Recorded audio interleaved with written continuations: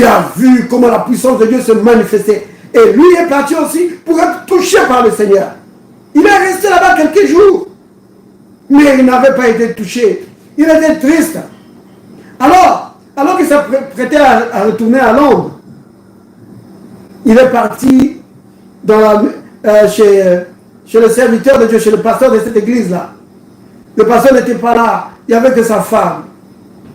Il a dit à sa femme, à la femme du pasteur, il a dit, oh, je t'ai venu ici, vraiment pour avoir une expérience avec Dieu, mais je n'ai rien eu. Bon, maintenant je vais repartir. La femme du pasteur lui dit, attends frère, est-ce que je peux prier pour toi? Il dit, oh oui, bien sûr. La femme du serviteur de Dieu a imposé les mains à Smith Wigglesworth. Elle a prié. Et quand elle a prié, la puissance de Dieu est descendue sur lui. Smith Wigglesworth a commencé à crier, Saint, Saint, Saint, Saint. Wouh! Et le reste, c'est de l'histoire. À partir de ce jour-là, cette puissance de Dieu qui est entrée dans sa vie a fait de lui un homme différent. Donc il était dans la religion, maintenant il est rentré dans la vraie vie chrétienne. Parce que la vraie vie chrétienne, c'est une vie avec puissance. Oui. Vous comprenez? Si tu ne vis pas une vie avec puissance, tu ne vis pas le vrai christianisme. Vous comprenez bien, aimé? Le vrai christianisme, c'est la communion avec le Saint-Esprit, se manifestant dans ta vie, te conduisant dans ta vie et se manifestant avec puissance. Pourquoi? Mais pour accomplir l'œuvre de Christ. C'est ce que le Christ a dit. Dans Jean 14, il a dit que ceux qui croient en moi feront les œuvres que je fais. Et ils en feront même de plus grandes. Pourquoi? Parce que je m'en vais au Père. Pourquoi? Parce que quand je vais m'en aller au Père, je vais leur envoyer le Saint-Esprit. Vous comprenez?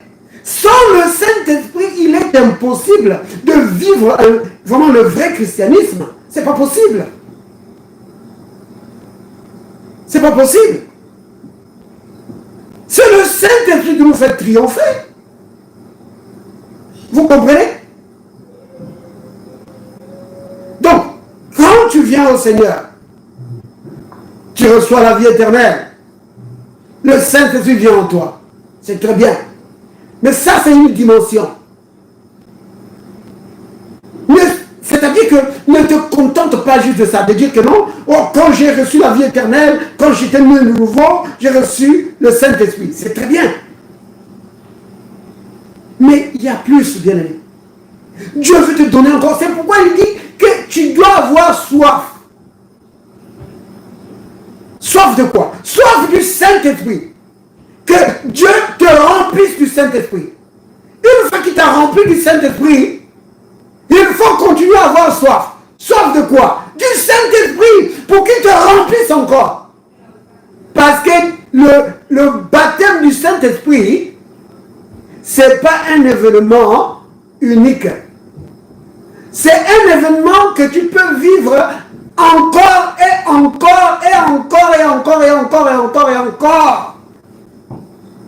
C'est pourquoi le Christ dit, bienheureux celui qui a faim et soif. Il dit, bon ça c'est Matthieu 5, mais non, Jean 7 il dit, que celui qui a soif vienne. Donc cette soif d'être rempli par le Saint-Esprit, baptisé du Saint-Esprit, ne doit jamais te quitter. Donc quand tu reçois cela, ne dis pas, oh maintenant je l'ai, je parle en langue. Parce que c'est ça les gens. Oh, j'ai reçu le baptême du Saint-Esprit, je parle en langue. Maintenant c'est fait. Non! Oh non! Bien-aimé, non! N'oublie pas que c'est un océan. Ce que tu as reçu, c'est juste une goutte. C'est un océan, bien-aimé. Ne te contente pas de la goutte que tu as reçue. C'est un océan. Continue d'avoir soif. Ça va encore tomber. Ça va encore tomber. Ça va encore te remplir. Et te remplir. Et te remplir. Oui. Pourquoi? Pourquoi? Mais pour être efficace, bien aimé, pour être efficace devant les situations de la vie, devant les cas de maladie, des cas difficiles, le Saint-Esprit là qui est en toi, souvenez-vous, qu'est-ce que le Christ a dit? Même à la dame, comment dire, samaritaine, qu'est-ce qu'il a dit? Ça jaillira. Il dit, ça va jaillir du dedans de toi, ça va jaillir. Oui. Maintenant, reprenons Jean 7. Jean chapitre 7.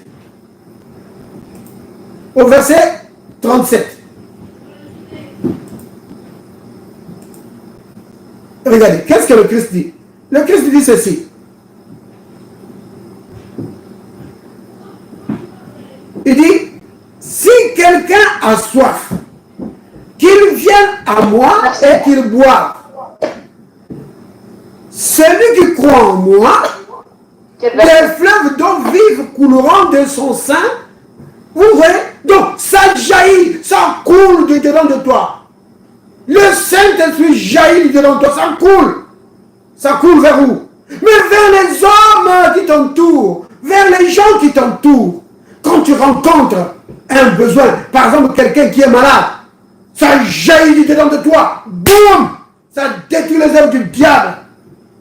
Quand tu rencontres quelqu'un avec une vie impossible, une vie compliquée, mariage, divorce, plein de problèmes, ça jaillit du dedans de toi et ça détruit les œuvres du diable, ça régresse la vie. Oui! Vous comprenez? C'est cela. C'est grâce au Saint-Esprit qu'on peut rencontrer les problèmes de cette vie, les défis de la vie. Alors, continue à être assoiffé du baptême du Saint-Esprit. Oui, continue à être assoiffé de recevoir l'eau de Dieu, de t'abreuver à sa source. Vous avez remarqué?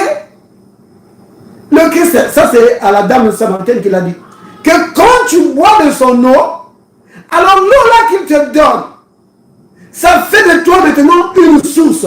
Donc, toi tu t'es abreuvé à sa source et il te transforme en une source aussi. Vous voyez? Ça veut dire quoi ça? Ça veut dire que quand il y aura des gens qui ont des besoins particuliers, Dieu va les envoyer vers toi. Oh oui. Tu vas dire, mais moi je ne suis pas pasteur. Non! Bien-aimé, dans le royaume de Dieu, il n'y a pas de chômeurs. Vous comprenez? Il n'y a pas de chômeurs dans le royaume de Dieu. C'est dans la religion qu'il y a seul le serviteur de Dieu qui est serviteur et les autres ils ne font rien. Non! Dans le royaume de Dieu, tous les enfants de Dieu sont appelés à servir. La Bible appelle ça l'œuvre du ministère. Vous comprenez? La Bible appelle ça l'œuvre du ministère. Donc Dieu va t'utiliser, même si tu n'es pas pasteur, même si tu n'es pas évangéliste ou prophète, mais Dieu va t'utiliser dans le royaume pour amener des âmes dans le royaume de Dieu, pour impacter la vie des gens. Oui. Vous comprenez, bien aimé? Et tu vas évangéliser, tu vas témoigner et impacter la vie des gens. Comment ça? Par l'eau du Saint-Esprit. Le Saint-Esprit là qui est au-dedans de toi, ça va jaillir. C'est lui qui va te donner des capacités pour parler de telle façon que ça touche les gens. C'est lui qui va te donner des capacités pour briser les œuvres du diable dans la vie des gens, pour chasser les démons. Vous comprenez?